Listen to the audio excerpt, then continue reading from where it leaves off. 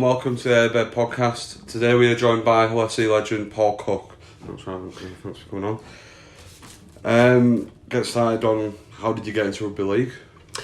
It's a funny story, really. I now live on Long Hill, just round the corner from here, and I grew up on there. And there was a night that I stayed at my nan's, and my cousin, who's a massive LFC fan now, was a member of Hull Boys Club. Because I was staying at my nan's and I went along to training at the Eastmount Centre now on Long Hill. So I kind of got into it by accident, really, because I played football as a young kid. Yeah. When I was about 8, I stayed over at Nan's, and Sam took me along to Eastmount to train with Hull Boys Club, and that was the first introduction into rugby league in terms of playing.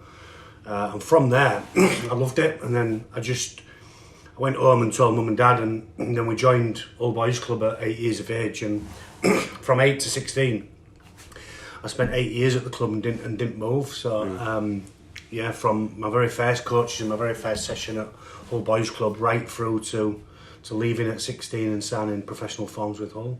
Who was your biggest influence as a kid, obviously? My dad was a good amateur, so he was the biggest influence on my career was my parents. Right. And I say that because they used to take me everywhere to training sessions, to games. I mean, I'm not sure how they did it. My sister's a little bit older than us, but she was a good runner at the time, and she was training as a runner. And then my brother was 2 years younger, and then he got involved in rugby. So the biggest influence was being able to get to where we needed to get to as kids. But other than that and rugby league influences, I love to watch Airlie.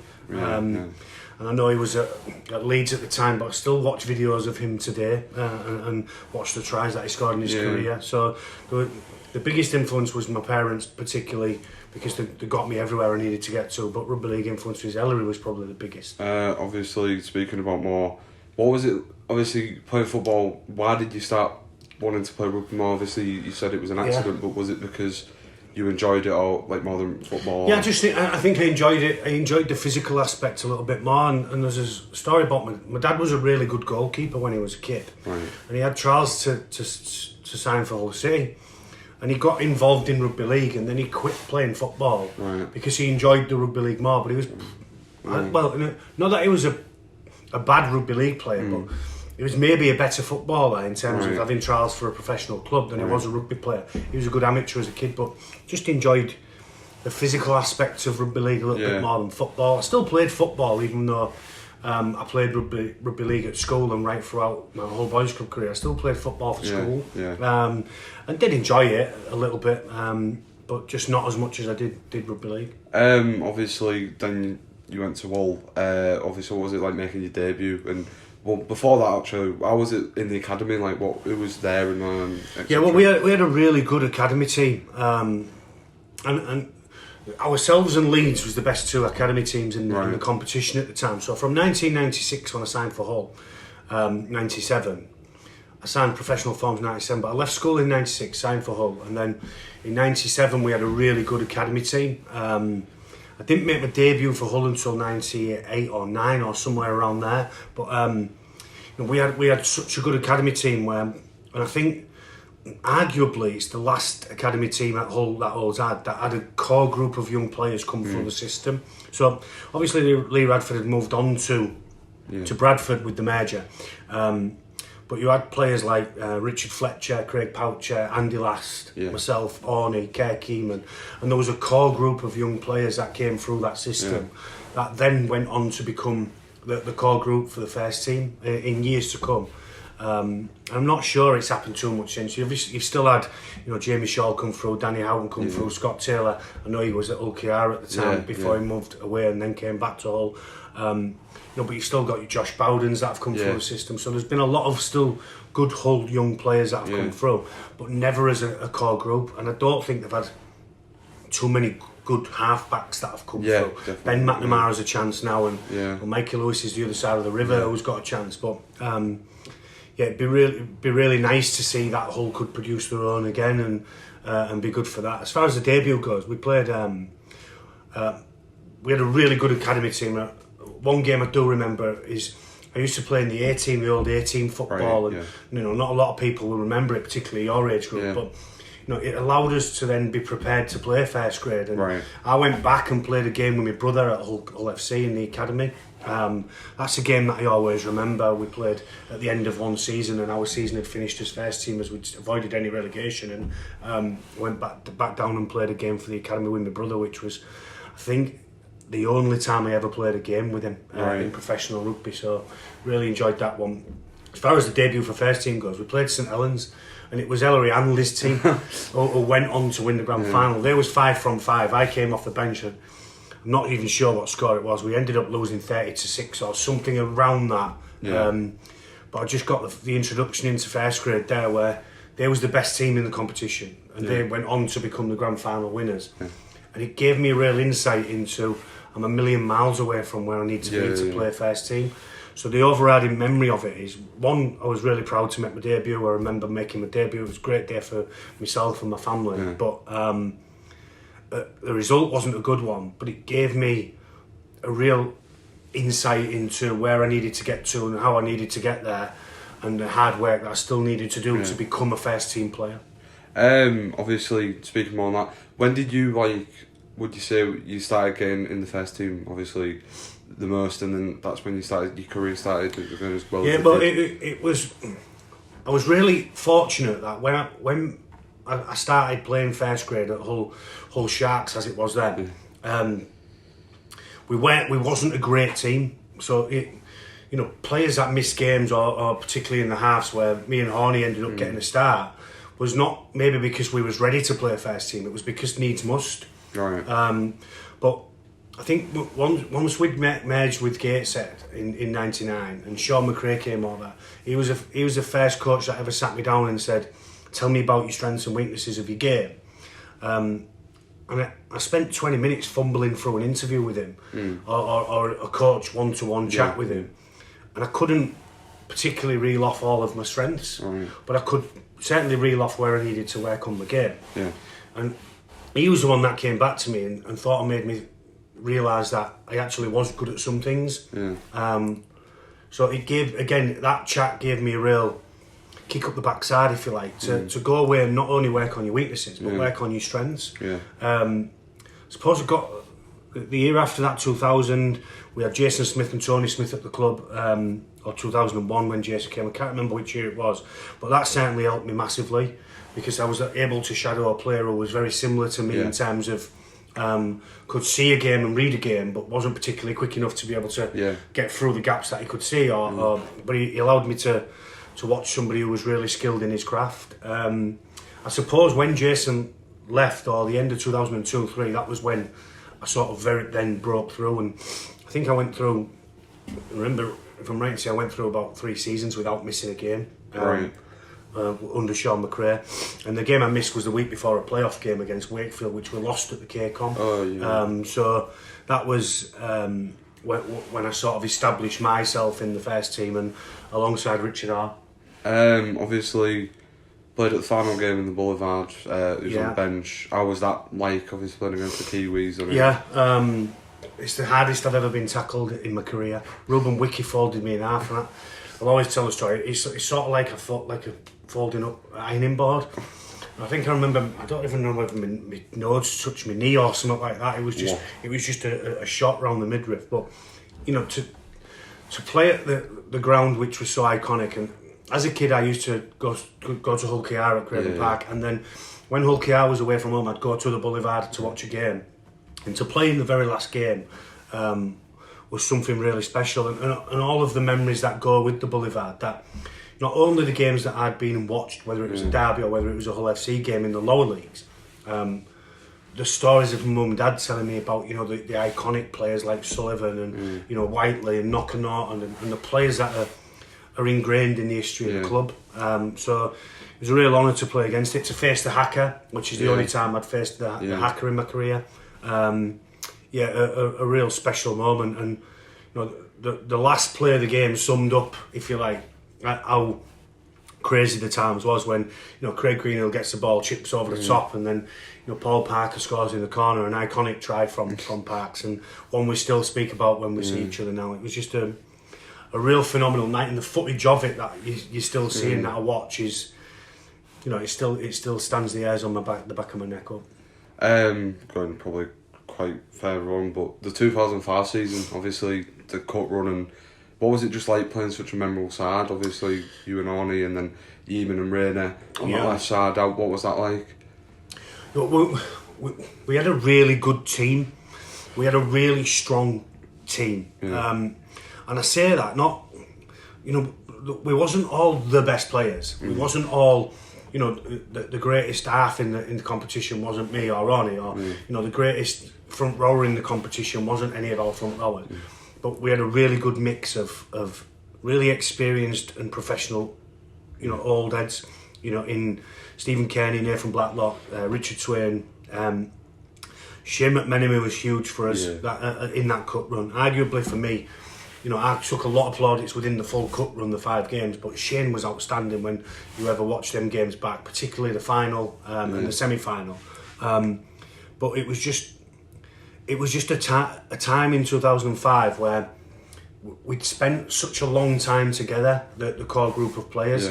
So, we obviously lost Briscoe, but Nathan Blacklock, Motu Tony, Richard Whiting, and we had Yeeman and Rayner. Then we had, Kingy and Carves in the front row with you and Dowes, who allowed them boys to play minutes with Jamie Thackeray. And then, we was able to carry a utility player on the bench because we had a hooker that could play, the full 80 minutes in Swaney, who was phenomenal in the final again. It was just a real tough team to beat, and I always.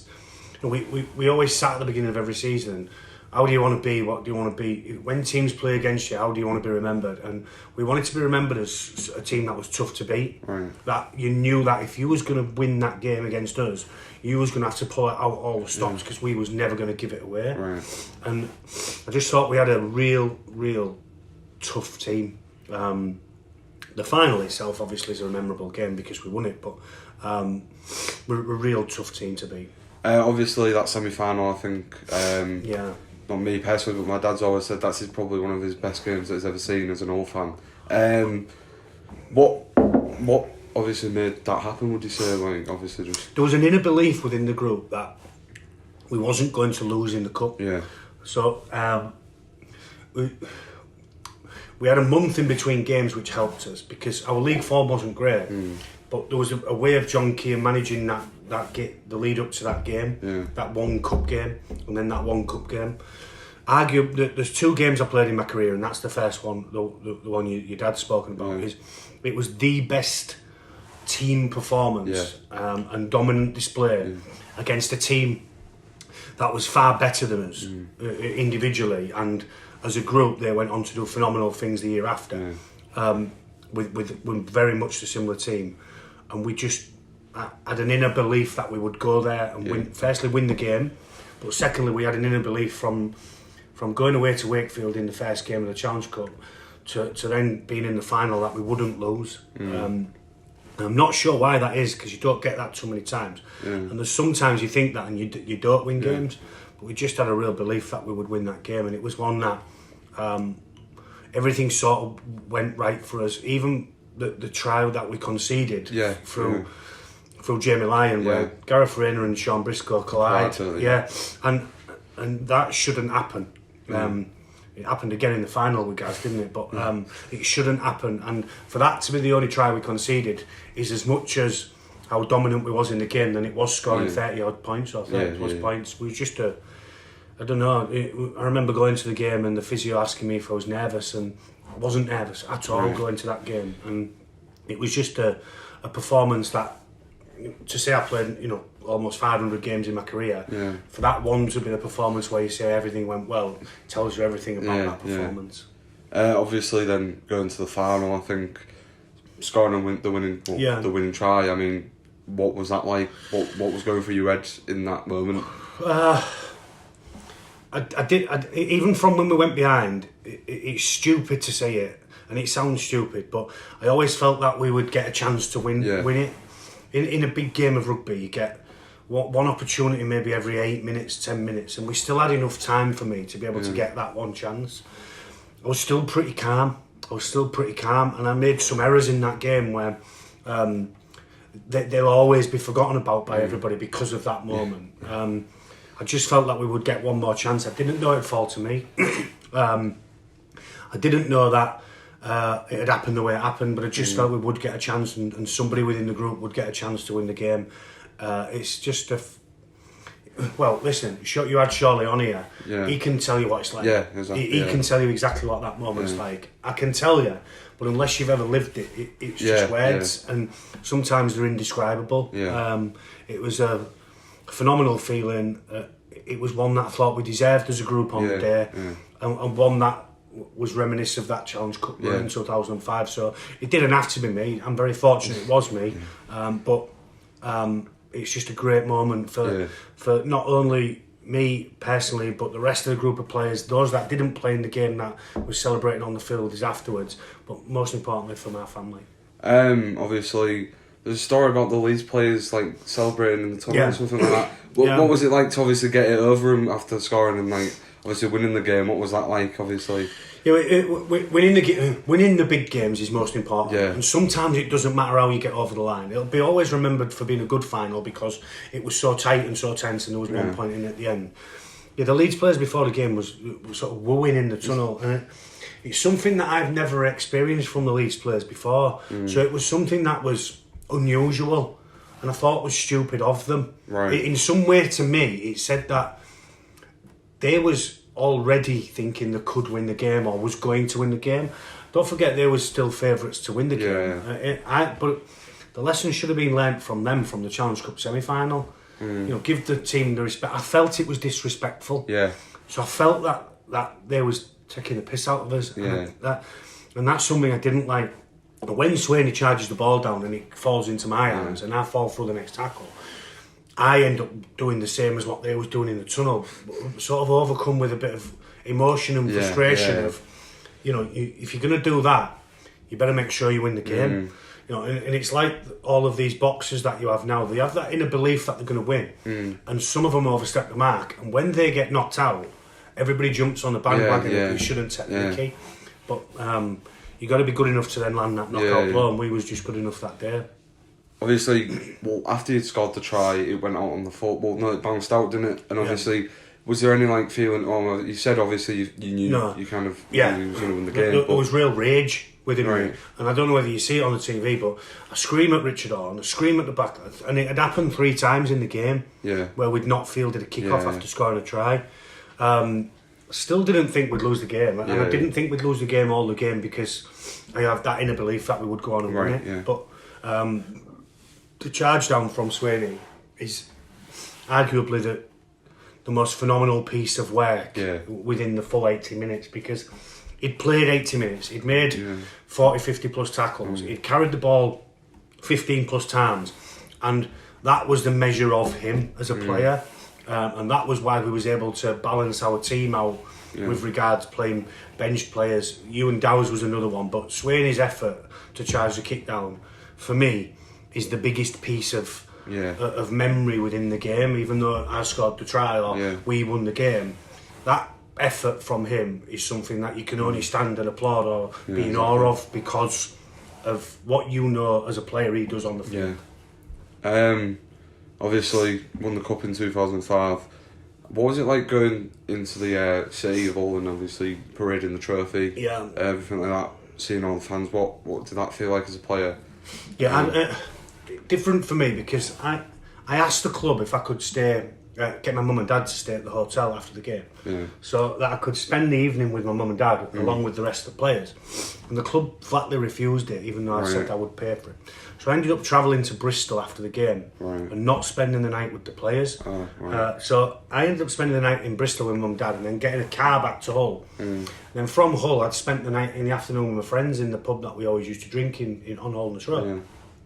From there I got changed in the kitchen into my tracky bottoms and tracky, went to the Costello to get on the parade bus, and then went on the parade.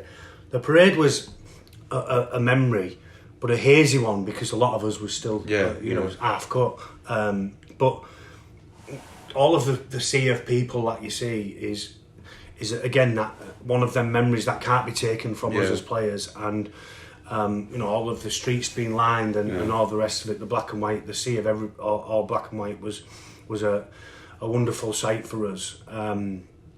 A shame for me that I didn't get to spend the night with the players, which was from no fault of my own.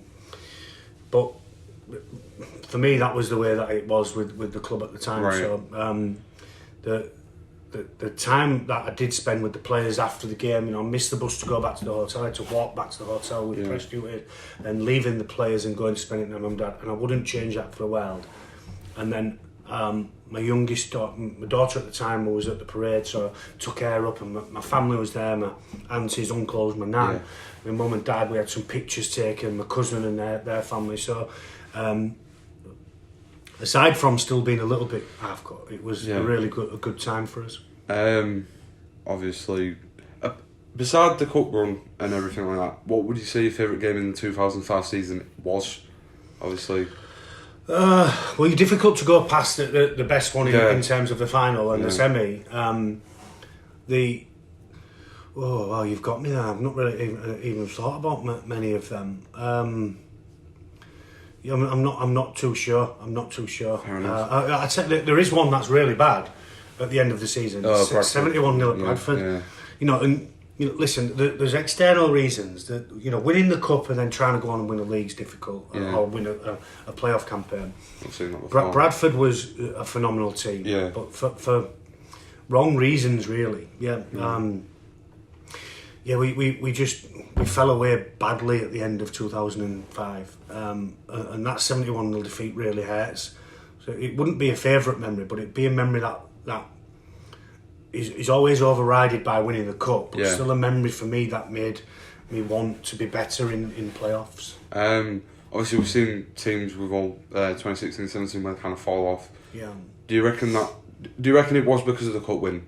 And obviously the fact that we'd won the cup and it was kind of like... In 16-17? No, in 2005. Like, obviously, do you think we fell off? Partly, because everything was geared up within months to win. Between each month where we had a cup game, it was... I think we tailored training a little bit to win that cup. Right. And I whilst that's smart, it also tells me that we wasn't quite at the level where we was consistent enough to win a competition or make a grand final. Whereas you've got a chance in a one-off cup game. Yeah. Particularly if you've got a talented, tough group like we had. But we needed to build on that at the end of the season, and it's certainly a reason.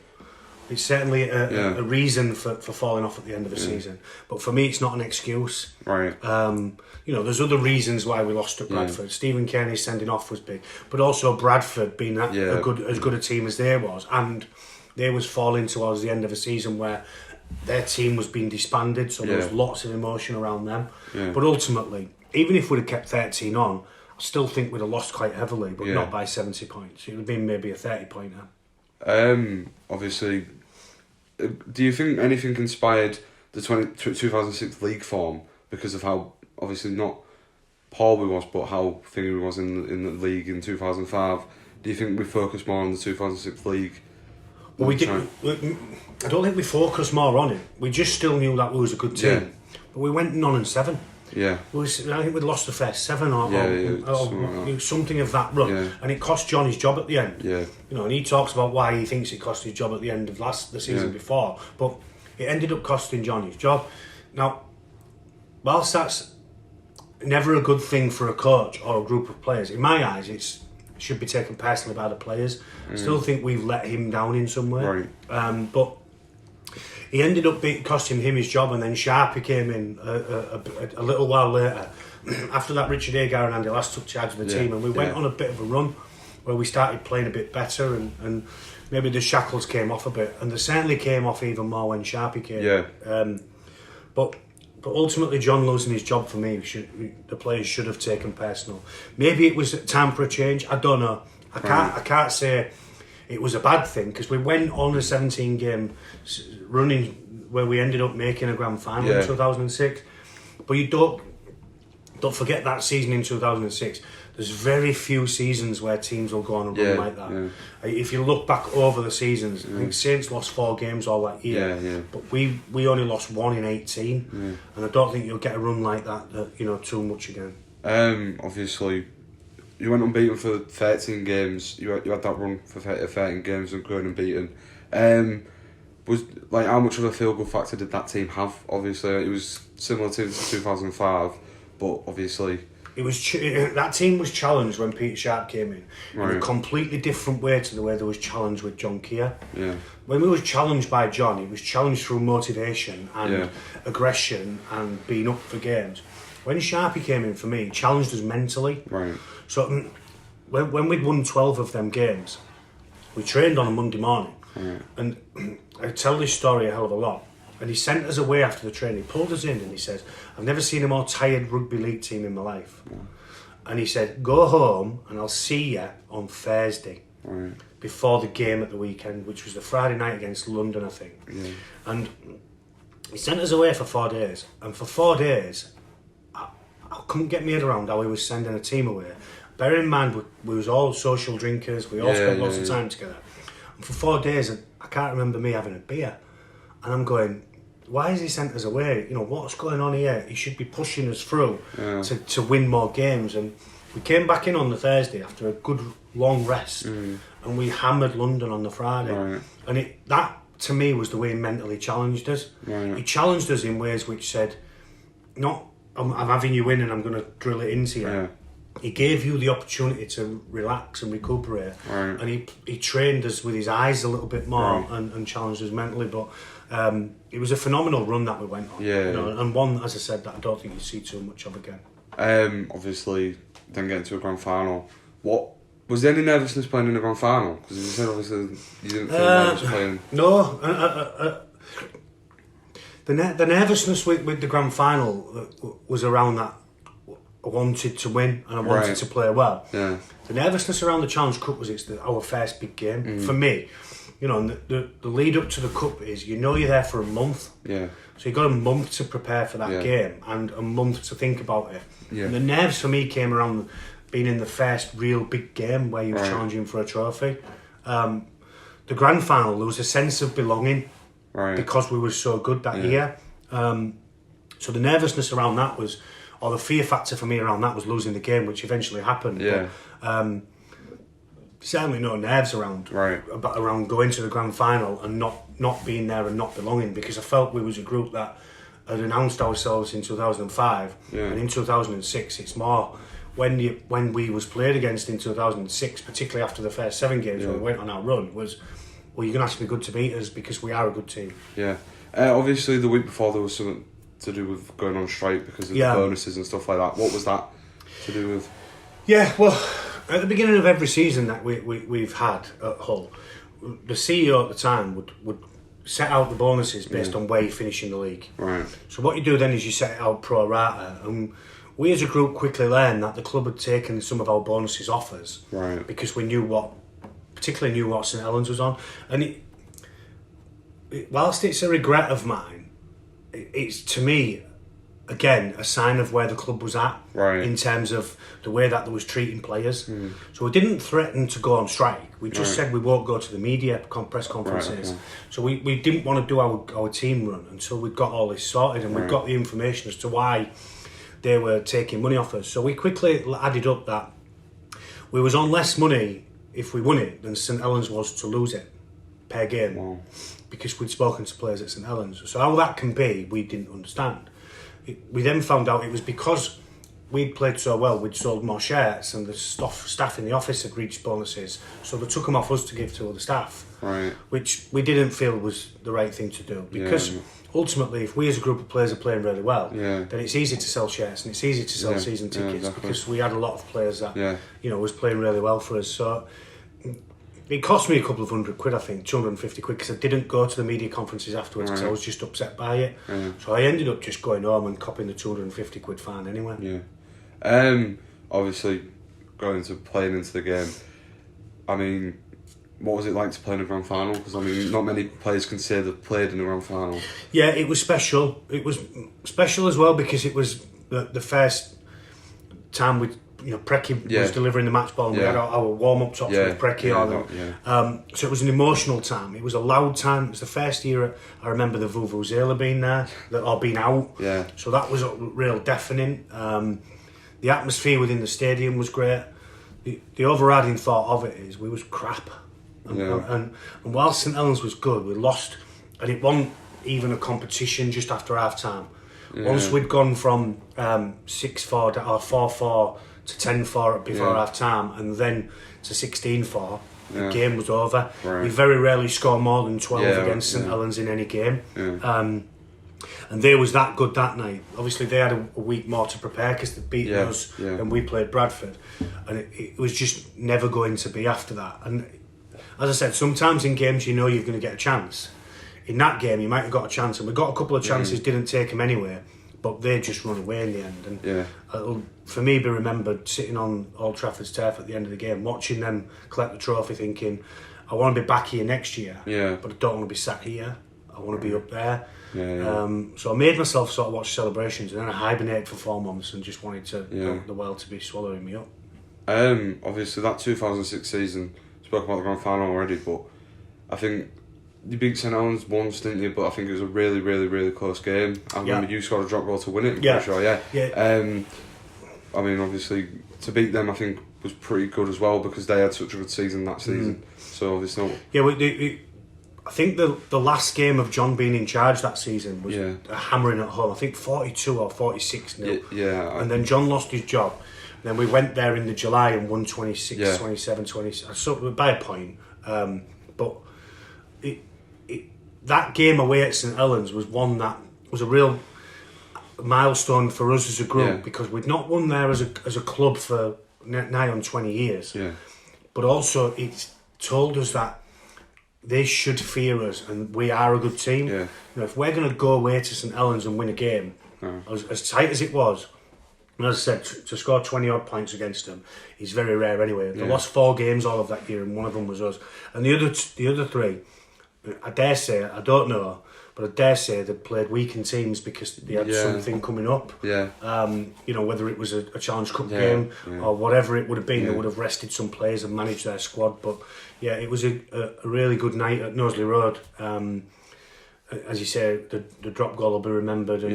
But for me, it was more than any individual thing that got us the result. It was more a group of players then realised we do belong. We do belong.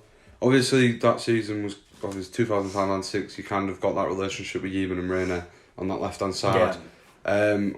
What was it like to play with them as players? Obviously, like Yeeman, obviously, is most transcript, telepathic, really. In terms of, there was always a shape outside of me that was religiously practiced, and we would practice not knowing what we was going to do and what players we was going in with, but there was always an element of just get me the ball, and it was my job to get them the football, and it was my job to get them the ball when I saw they needed it, or when they told me they needed it, and it was my job to call plays when I saw something. But I always say this about being a rugby player. I quickly learned as a young player that I wasn't quick enough or strong enough to be the ultimate rugby player. But what I could do was get the ball to the quicker and stronger players in Yeeman and Rayner or whoever was outside of me, and learn to become valuable to the team with speed of thought and speed of pass and decision making and then execution. But to have them two, particularly them 2 players who you speak about in Gaz and Kerr, but also Chris Chester played outside of me, Richard, Graham Orme did, Shane McMenemy did at times. So we had a real good understanding on that left edge of what plays would work for us and how they would work, and we would religiously practice them. But also, most of the time, it was just, if you saw that you needed to get the ball to them, then you had to get it there quickly. And that was probably my biggest strength, was able to see it and then get them the footing. Obviously, 2007 season, you started off with Hull, then left kind of early on in 2007 to Rovers. What, obviously the backlash you received, what was that like? I mean... not easy. The backlash I received was easy. The backlash that my family received was difficult to take. The other backlash with it is it took 6 years. They had 6 years to bring any libel suit against me. And I was told early on in that they would never be bringing it. But I still couldn't speak about it for 6 years. In that time, I lost my mum. So she never ever saw justice prevail, if you like, in terms of the full story coming out. And the biggest regret of it all for me is I don't understand, and never will, why the club couldn't just sit down and talk. Yeah. And discuss what the problem was. Yeah. With a player that had been there nearly 10 years. Yeah. And that, for me, whilst it's the biggest regret, it's also the biggest pat on the back because they knew they were wrong. Yeah, yeah. Otherwise, we would have just sat and spoken about it and got through it. But listen, the scratching of cars, the abuse, none of that would ever have affected me to the point where it would affect me personally. Yeah. I just dealt with it by staying out of the way or changed my car in the end or whatever it would be. But the abuse that family received, and particularly my mum passing and the justice that I don't think she saw done until I wrote the book, was really tough to take. Right. And will always be tough to take for my dad, particularly, but also for other members of my family, my siblings, and other members of my family that heard abuse, shouted and screamed, and some stuff that was just completely untrue. Do you mind the Judas tag? Obviously, no, don't mind it at all. I don't listen. It don't bother me at all. Right. And if people want to talk about it, I've got all the time in the world to talk about it. The moment people start abusing is the moment I'll walk away from. I can handle what people say. And even if I tell the story and they still think I'm wrong, or they would have made a different decision, then that's fine. But all I can do is tell them my reasons for doing what I did.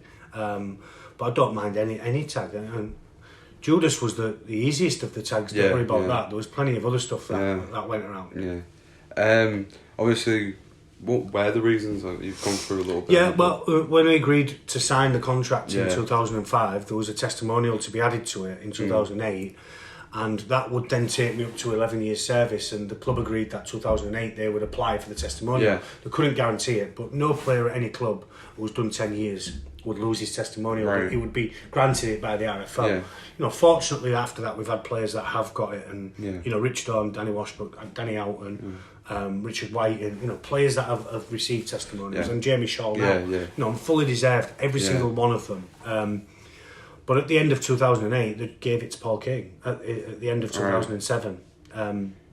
So going in at the end of 2006, going into 2007, they'd given Paul King his, and that run into 2008, which was when mine was. And then I quickly learned that I would then have to re-sign another contract at Hull to get the testimonial. So when the interest of Rovers came about, I went in to see the club and used it as some kind of... What they asked me to do was to share it with Paul King. You're asking two players to share a testimonial, and I'd already done a hell of a lot of work around what I believed was going to be my testimonial. And I was ready, as stupid as it sounds, and it wasn't for my dad, I was ready to sign the contract in 2005 in July. And I had a pen ready. And they said, well, we can't put it into the testimonial. We can't put the testimonial into a contract because it becomes taxable at 40% because you're earning over 40 grand a year. So my dad said, right then, well, we'll take that contract away. We'll sign it when you give us a separate contract which says you will apply for it on or after the 27th of April, 27th of May 2008. And they then didn't give that document. So the contract sat in my dad's drawer at home unsigned, and there never became another document. So, and again, as stupid as it sounds, I was playing rugby league for almost 2 years without being insured to play. Because there was no signed document of a contract. So when I ended up going to Hull, I just asked the club to... I didn't want any more money off them contractually, and I didn't want any more years off them contractually. I just wanted them to sort the testimonial event out. And they flatly refused to meet 3 times. So, and as I said, the regret is I never understand why a player who was, for mine, was important to the club and the way it played on the field, was disgruntled, but nobody at the club ever had a conversation with us. So I ended up just resigning on the Monday. Sad, really. Really sad. Obviously, one of the first games was against Hull. What was obviously that like, playing in a derby for the other side? Well, I was lucky because it was in Cardiff, first and foremost. I was also lucky that we met the players of Hull at the services on the way down. So we stopped at the same time at the same services on the way down. So I ended up having a conversation with Sharpie, and he came over and he says, how are you? And that was the first thing he asked. And for me, that was massive because I'd obviously been and told him I was resigning after I'd resigned. He already knew I was going because the club would have rang him and told him. But I went to the training ground and told him. And his first port of call was to ask me how I was doing. And I felt that was a measure of him and the respect he had. One for me, but also the respect I had for him when I went and told him I was resigning. So that was really nice. Spoke with Agar, spoke with some of the players, and then we obviously went out and played down in Cardiff, which was...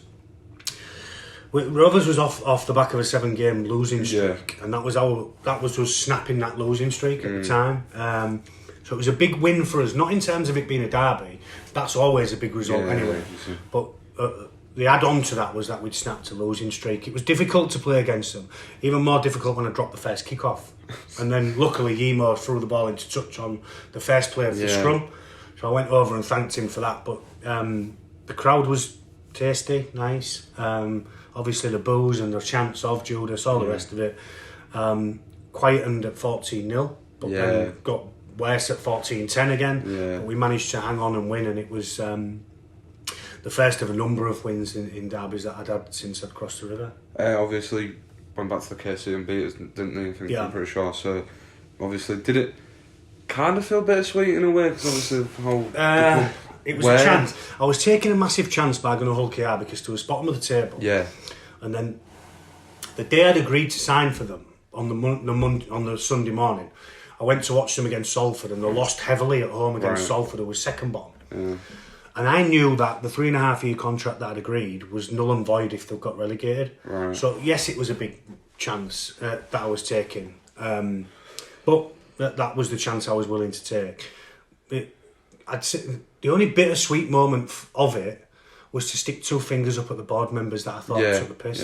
It wasn't bittersweet because it was Hull FC at 42-6. It was bittersweet that we'd avoided relegation, and the add-on to that for me then was to be able to stick 2 fingers up to the board members that I thought had really done wrong.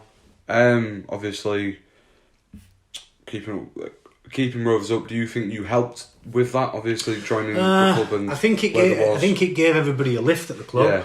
I don't think I played great in the majority of my time at Hull KR, for lots of reasons, but ultimately most of them are my reasons and my fault. But I think it probably helped. It gave everybody a bit of a lift at the club.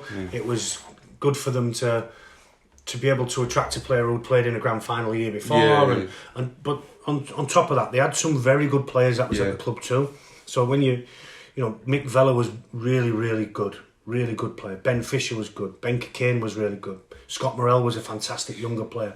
We had the makings of a team which was going to be decent, but the hard part of being in Super League after you've been promoted from the Championship is staying up. And maybe me going there did help a little bit. I'd like to think so, but some of my better performances for OKR, particularly in 2007, was in the really big games that they had. So away at Salford, we was good and I played decent. Away at the KC, decent. But we had some good team performances that we ended up winning some games as well. Obviously, was there any other offers apart from Hull KR when you did resign from Hull, or was it just Hull KR? No, Hull KR was the only team that...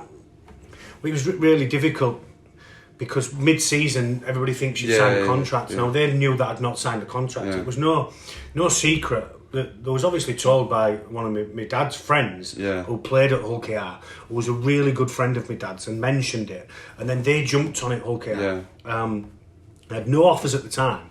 It wouldn't have mattered if they was the only offer. If it had been somebody else and I felt that was a good move, I'd have gone somewhere else. I didn't leave to go to Hull KR as such. I left because Hull KR, was the only option. But if it had been another team, I'd have still left off the same principles. But there was offers before I agreed the contract that I didn't sign to leave the club. Huddersfield was the most financially secure offer there. But obviously staying for the lure of the testimonial, which the club knew was offering me less money by, was the lure of staying at Hull. And when that didn't come, the other offer of Hull KR, because they was in trouble with a battle for relegation, they was going to try anything and everything to try and stay in the Super League, and I was one of their options there and then. Obviously, you're a Hull KR supporter, so was it obviously nice to... No, again, the Hull KR supporters tag comes from me living in East Hull and supporting the club as a kid and being a season pass holder when I was 15. But ultimately, I loved watching Hull KR, and I was born in East Hull, and that's why I became a Hull KR fan. Not because I disliked Hull FC in any way. unless it was Derby Day and I was supporting Hull KR. But I don't think my performance in the very first Super League derby or any friendly derby that we'd had with Hull KR would suggest when I was at Hull FC that I supported Hull KR.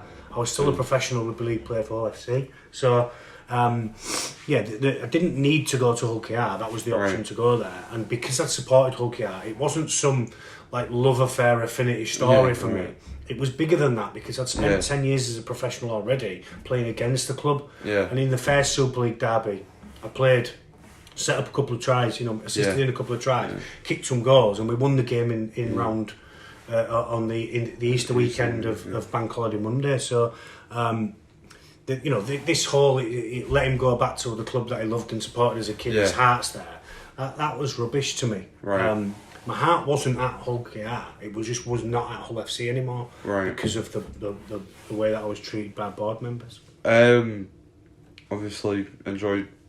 You left in 2009? Yeah, I left there like 2010. So I spent from middle of 2007 to 2010 there. Yeah. I knew I was going in 2009 because they offered me, Justin Morgan offered me to pull me aside in a corridor at David Lloyd, which was for me the wrong place to do it. It's just unacceptable professional behaviour for me.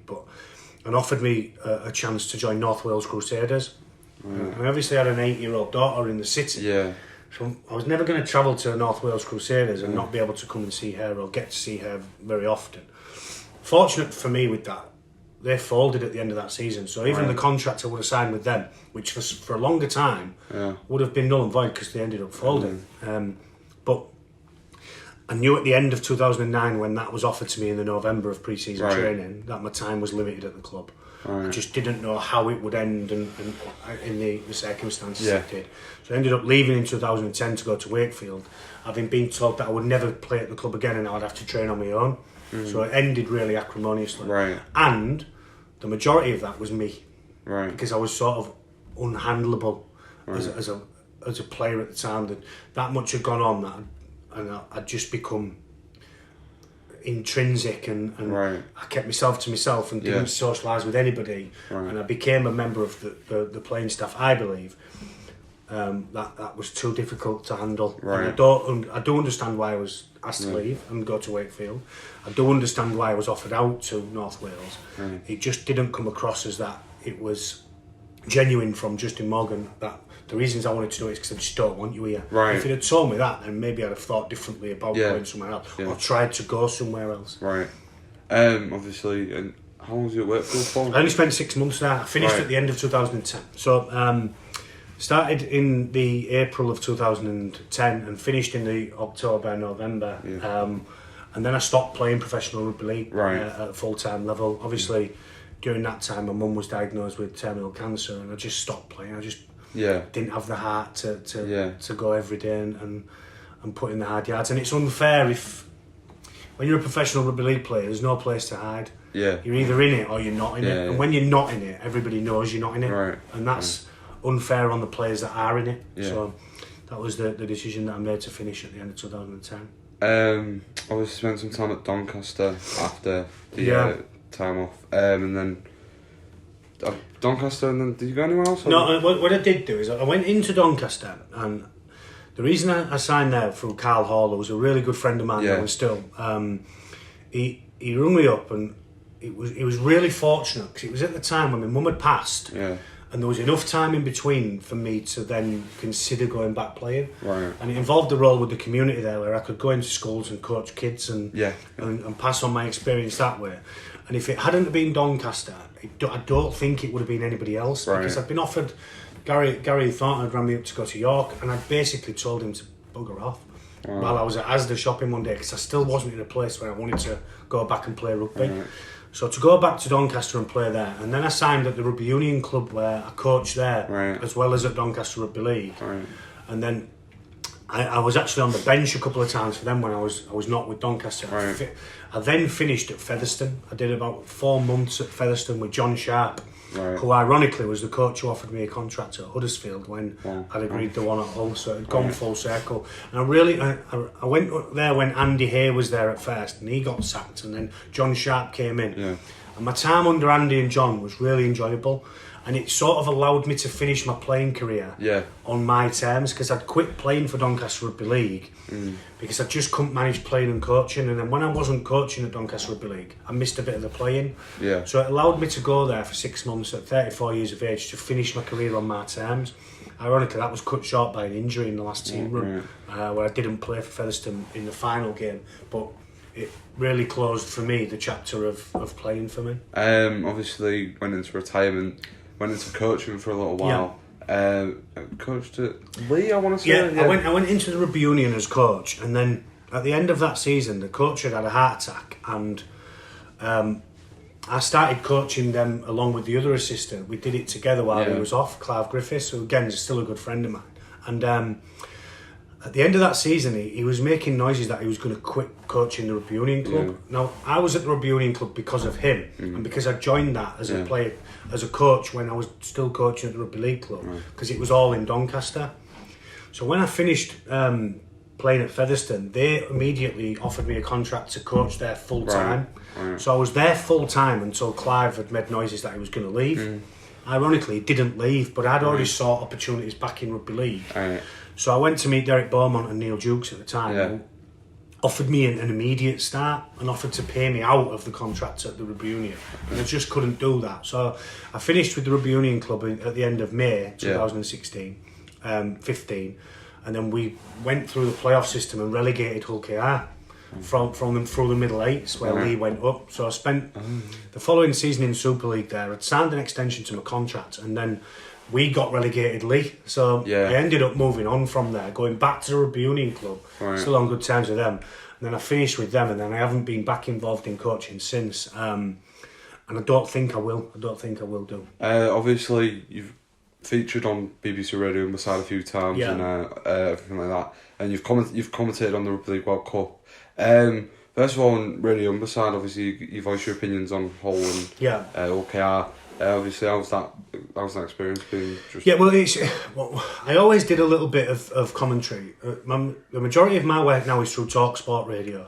And then I've done some work with Premier Sports. I've done some work with the BBC during the Rugby League World Cup. I've done some work with the BBC through Whisper, who's a company that look after the production when the BBC have got a lot on. So on top of that, the Premier Sports stuff's really good. The Humberside stuff's really good. Even like the podcast things like this are really good for me. I really enjoy it, and it's enough of a, if you like, a rugby league fix to somebody who needs a rugby league fix, than it is to be involved in it in any way coaching. So I really enjoy doing it first and foremost, and I enjoy voicing my opinion. And people can agree or disagree with what I say, and that's fine, but it's still my opinion. And I've had some controversial stuff. I think St Helens wanted to ban me at one time because I'd said something about Theo Fags when he picked the ball up and Griffin had done his Achilles. And I didn't like that. I thought that was a bad thing. They wanted to ban me for that, and I've had some really interesting sort of conversations, positive and negative. But I really enjoyed doing it, first and foremost. It's something that I'm going to do and continue to do and make a living from. And for me, that's enough of a rugby league fix. And for those, get back into coaching and do this with coaching and all this. It's just a commitment, coaching. A long-term commitment to a group of players. And if your heart's not in it, again, as I said, when I quit in 2010, if your heart's not in it, you're letting everybody else down, players particularly. I think obviously you've seen many players go on to punditry and all that stuff. I think I really enjoy yourself on radio and beside listening after games. I think you do speak some good things then obviously about. I listened to when Broughton got sacked and who you'd think would be a good fit. I really did enjoy it. Obviously, I think it's where most players tend to go. Obviously, what was it like commentating on the World Cup this year? Really interesting, the World Cup, because it really helped me because it became a national thing. TalkSport's a national radio station, but because we have the TV that do the commentating, particularly Sky who've dominated. But then we've got Channel 4 and now we've got Premier Sports, and the BBC was a platform where I thought they did a phenomenal job on the promotion of rugby league at all levels of rugby league. So I'm talking the PDRL where one of our own in Connor Lyons OKR was a World Cup winner. Then we had the wheelchair rugby league, the women's rugby league and the men's. every game live on terrestrial TV. Yeah. So yeah, I really enjoyed being on there, and I think it has helped me and opened more doors for me moving into 2023. Yeah. The difficulty with it would be the pronunciation of names, because and I know this sounds silly. I've done some work with our league app, and the Championship 1 games, and with all due respect to some Championship 1 players, you just don't know who they are at times. Yeah. And what they then do is they name a team on a team sheet and they swap the numbers. Yeah. So I ended up calling a Cornwall halfback by the other halfback's name who scored 2 tries, and I find that disrespectful. Yeah. So in the same way, pronouncing a name wrong is disrespectful to me. Yeah. So you find out a hell of a lot more about. I commentated on Lebanon and Fiji, Lebanon and Ireland and New Zealand. Yeah. And then I did a radio with Radio 5 Live. I did Fiji and Scotland. Yeah. The Fijian names are so difficult, but they helped us because they sent us a pronunciation sheet. So, whilst it was difficult, I really enjoyed it. And I enjoyed it all formats of the Rugby League World Cup, particularly the wheelchair, which I think is going to take off. I really enjoyed the wheelchair, I think it's good for the sport. Yeah, me too. It's a new way of kind of getting... It's a legacy that it leaves, not just in the wheelchair, but everyone. And we spoke about this on the podcast I did last week with 420, it allows our game to grow a bit. Yeah, exactly. Because it went out on a terrestrial TV format, the amount of people that watched it is... Over 1 million people watched the Rugby League Wheelchair World Cup. If we get 250,000 watching on a Sky Thursday or Friday night, that's a good viewing figure for Sky. Yeah. So we can take the game to other TV companies maybe and make them fight for it, which then allows us to increase the salary cap or increase revenue into the sport. And hopefully then, we've had a salary cap now that's been the same since I was playing. Yeah. My nephew's just signed for OKR. And nothing's changed in terms of salaries for them younger players. We've got an interesting one at Wakefield this week with a couple of players that have left who can't get Super League teams because of compensation. So it may allow us to increase the revenue in the game, which can only be better for players and better quality players if you're paying them more money. Makes it an obviously better quality league as well. Exactly. Obviously, going on Channel 4 was probably one of the biggest things for Super League. I think last year, Adam Hills is really good as well. Yeah, Channel 4's commentary was refreshing for me, wasn't it? Refreshing in a way. Obviously, Adam Hills headed it up, but then Helen Skelton. Then you had Kyler Moore on there with Kev Brown.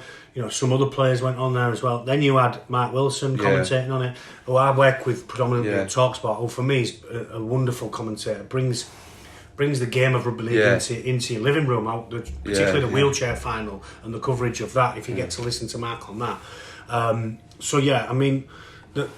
The more outlets we can get the game out on, the more we can talk about it, the more we can have podcasts, the more we can have anything and everything that shouts about how great our game is, because we're far too easy as a sport to tear ourselves down.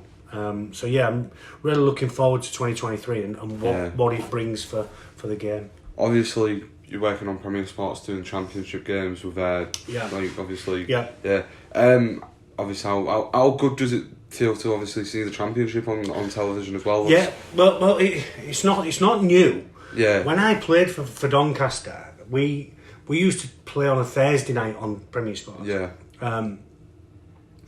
There's some wonderful championship players that refuse to leave a really good, well-paid job they've got and play part-time. Yeah. They could easily step up to Super League, but they don't want to. And again, it's an avenue of our sport. And for me, people say this a lot, it's a pure form of rugby as well. Because it's very much less structured than the Super League, because they've got less time to practice at it, and they've got less time to do the things to make it more rigid and structured. And in my eyes, sometimes a little bit boring at Super League level. And Championship's not. It's the purest form of the game, where it's much more aggressive in terms of physicality than Super League, because Super League's a real quick game and everybody's on and off, whereas in the Championship you get some niggly stuff, and it's a pure form of rugby league for me. It's a joy to commentate on it, in awe of the players, and part of that, and a big part of that, is because I spent time with them players at Doncaster Rugby League Club and Featherstone. I think that's all the questions for thingy. Just going on to the Super League season, how do you think Hull will do this year? Well, I said this again on the 4020 podcast. When Brett Hodgson lost his job, I text Tony Smith, if the rumours are true, really wish you all the best. He said, I haven't spoken to the club. And I said, well, I find that the club are then not doing the right things if they've not spoken to a coach like Tony who's out of work. Willie Peters going into Hull KR. Tony's left an imprint on Hull KR, a footprint already, that Willie can work with and put his own stamp on. Yeah. I'm really looking forward to seeing them go. And a big part of that with Hull KR is my nephew. Yeah. With Hull FC, if I go through Tony Smith's resume of Huddersfield, left them in a better place. Leeds, left them in a better place. Warrington, left them in a better place. Hull KR, left them in a better place. Hull FC, why is he not going to leave them in a better place or get them better? Yeah. This will be the fifth club.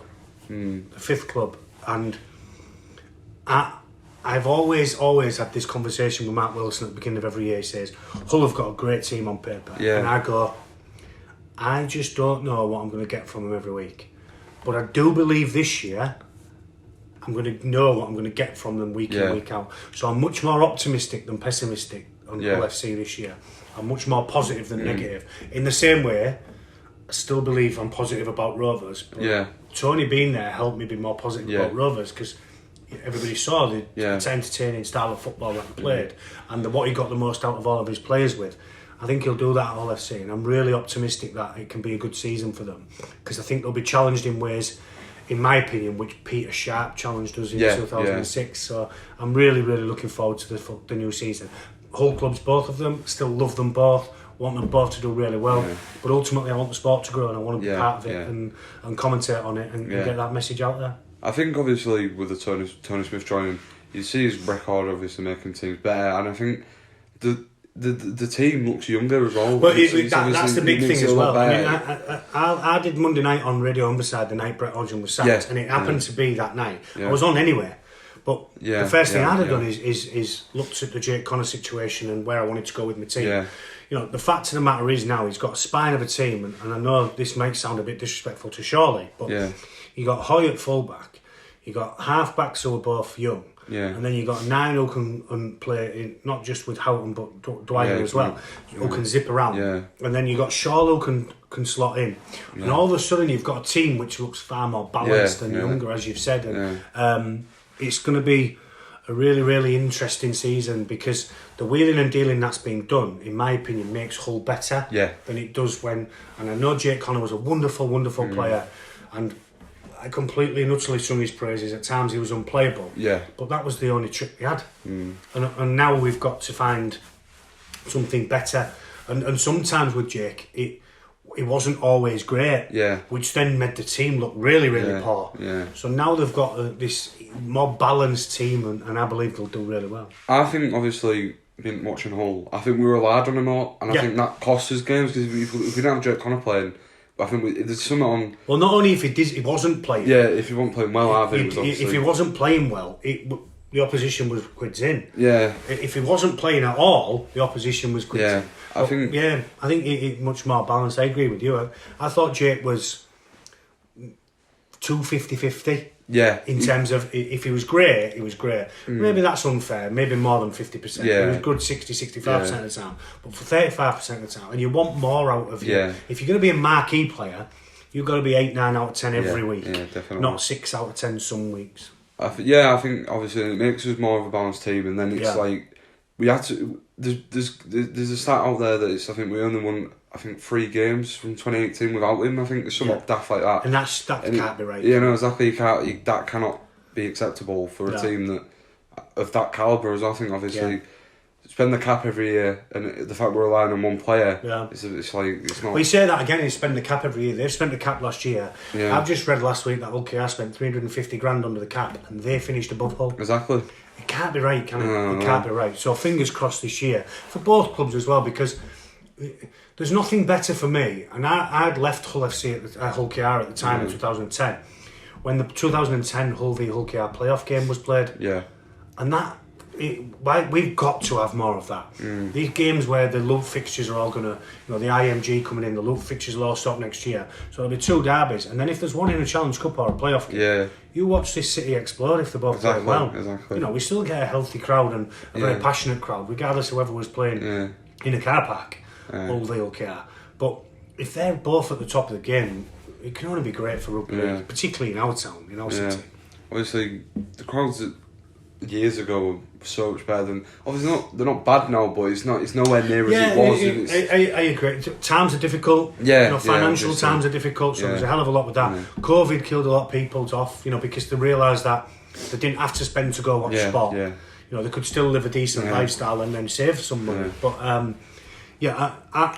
agree with you. I don't think it would matter whether it was crowds that was better before. If both Hull and FC and OKR are at the top of the game and playing well, and they're in a playoff game or a Challenge Cup game, as well as only 2 Super League games a year, which will happen from 2024, you watch people jump on it. I think that could wrap it up. Perfect, mate. Yeah. Really enjoyed that. Thank you very much. Cheers, Keegan. Thank you.